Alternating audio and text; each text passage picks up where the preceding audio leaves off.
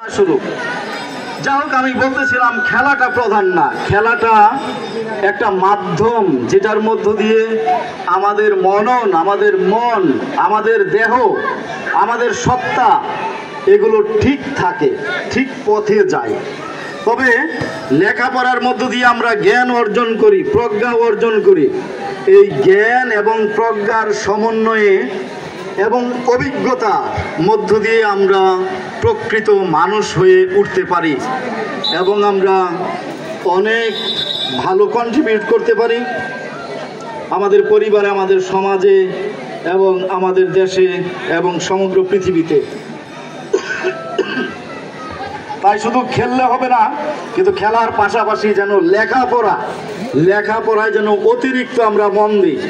কিন্তু আমরা অনেক সময় যারা খেলি ভালোটা খাই না, যেটা খারাপ সেটা কিন্তু আমরা খাই, কিন্তু সেটা আমরা যেন বাদ দিই। কিন্তু ভালো খাবার, স্বাস্থ্যসম্মত খাবার আমরা যেন খাই, যেন আরো ভালো খেলা উপহার দিতে পারি, ভালো স্বাস্থ্য থাকে, ভালো মন মানসিকতা থাকে এবং ভালোভাবে যেন লেখাপড়া করার মধ্য দিয়ে, নেশামুক্ত জীবনযাপন করার মধ্য দিয়ে যেন ভালো মানুষ হয়ে উঠতে পারি এবং যেন অনেক বেশি কন্ট্রিবিউট করতে পারি এই পৃথিবীতে। তাই আমি পরিশেষে আবারও অনেক ধন্যবাদ দিচ্ছি যারা ধারাভাষ্য দিয়েছেন, চমৎকার ধারাভাষ্য দিয়েছেন। বেশ কয়েকজন এখানে রয়েছেন যাদের সুমিষ্ট কণ্ঠে আমরা সুন্দর ধারাভাষ্য শুনেছি এবং আমাদের এই পরিবেশকে প্রাণবন্ত রেখেছে। তাদেরকেও অনেক ধন্যবাদ।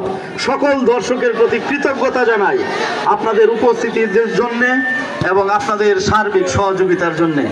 আশা করি আমরা এভাবে সামনের দিকে সবাই এগিয়ে যাব এবং সম্প্রীতির মধ্যে আমরা সবাই সহ অবস্থান করব। চমৎকার একটা সুযোগ ছিল আবারও অচিনপুরে, বলতেই অনেকগুলো সুযোগ অচিনপুর পেয়েছি, কিন্তু এখনো পর্যন্ত গোলের দেখা পাইনি।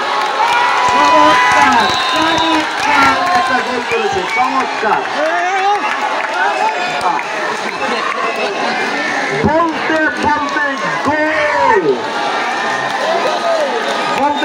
চমৎকার গোল করে ফেলেছে অচিনপুর। আমরা তাদেরকে